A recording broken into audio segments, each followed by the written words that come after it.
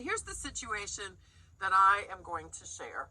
And it's evolving right now, so I reserve the right to come back and update my commentary as the facts unfold.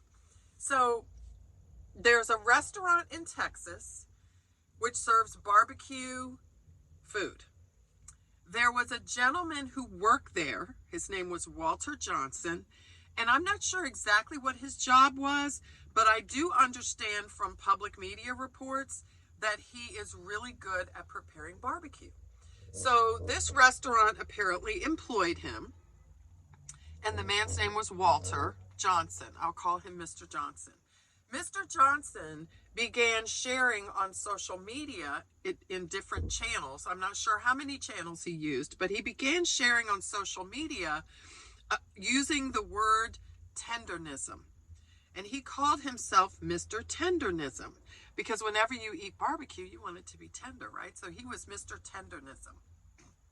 And he began sharing on social, and he began not just preparing the barbecue or helping people out in the kitchen, but he actually became almost like a brand mascot for the business, because when he would make a Mr. Tendernism video, people would come to the restaurant, and he became like a personality for this restaurant.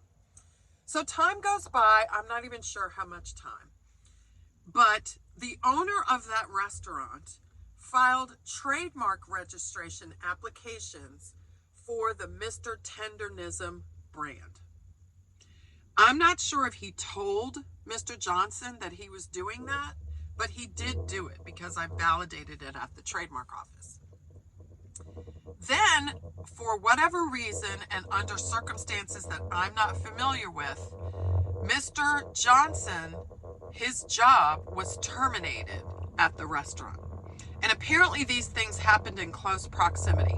I believe the trademark applications were filed in approximately-ish November 2025. At the date of this recording, it is February 2026. So somewhere in that time frame, the owner of the restaurant filed his trademark applications to register Mr. Tenderism as federal trademarks, which, if granted, those applications will mature into registrations, which will legally prohibit anyone from using the Mr. Tendernism mark to identify their products and services legally. So Mr. Tendernism, i.e. Mr. Johnson, is terminated from the job. The barbecue restaurant files trademark applications to register the brand that Mr. Johnson has been using to promote the restaurant as well as himself. So now Mr. Tendernism, Mr. Johnson, can't use the brand that he created because his former employer has filed to register that brand as a trademark application and claimed that they have the rights to it. I have seen this happen a lot, but what I want to share right now is the principle of ownership that Mr. Johnson apparently may not have understood, and I don't want it to happen to you. So what I want you to remember is that the first and chief job that we have is to take care of ourselves. That's our first job before we take care of our children, before we take care of our parents, before we take care of our employers. We have to take care of ourselves.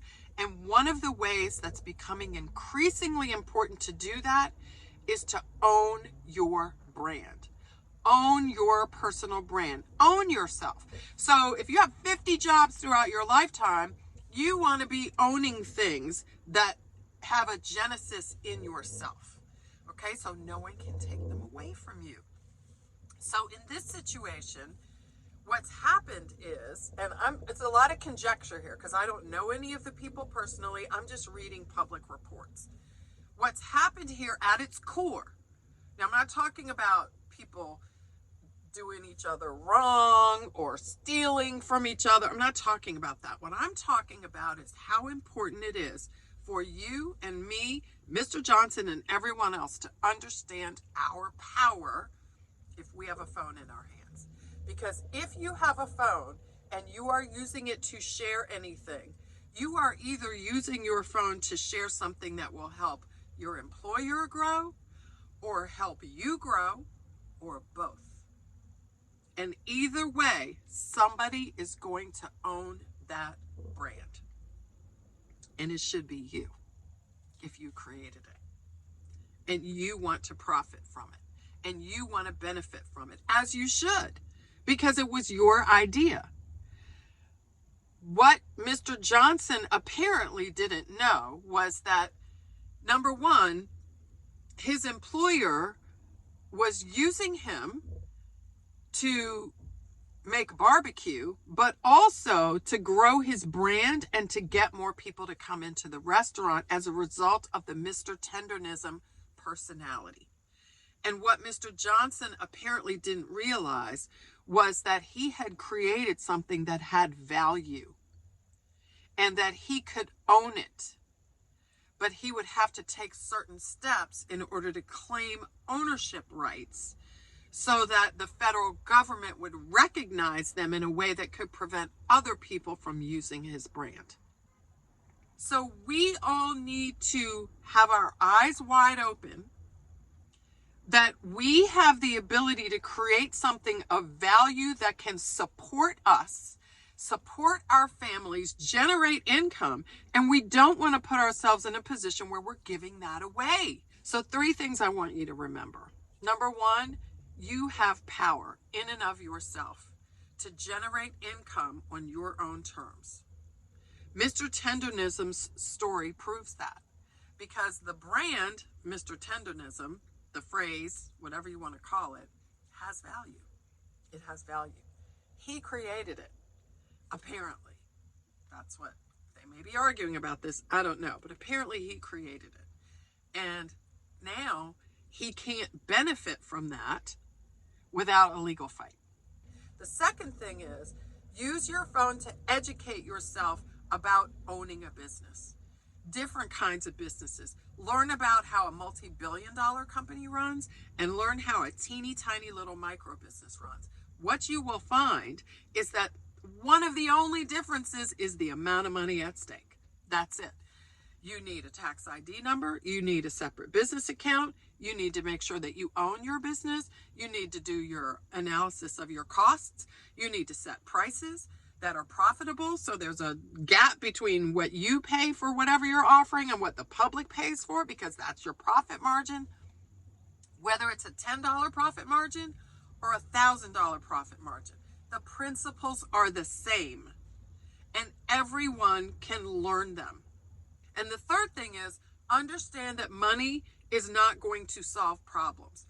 People solve problems with money, and there's a difference. Because there are a lot of businesses that got a lot of money, whether they were grants or they won some money in a business plan competition, or maybe they got a small business loan or a GoFundMe or a Kickstarter. They got a lot of money. But if they don't have a plan, they're just going to spend money. They're just going to spend money because money is a tool. It doesn't solve anything. You, as the leader of your business, are the problem solver, and you use money and other resources to solve the problems. So if you don't have an understanding about how business leadership works, you will have money, but no skills to handle that money, which is a recipe for disaster. Those are the 3 things I want you to remember. You have power. You can own things, starting with yourself and your ideas. Number 2, you can make sure that you take steps to educate yourself. Educate yourself about other businesses. Learn from other people's successes and learn from their mistakes. And number 3, just make sure that you train and educate yourself as a leader and understand that business ownership is not just about making money.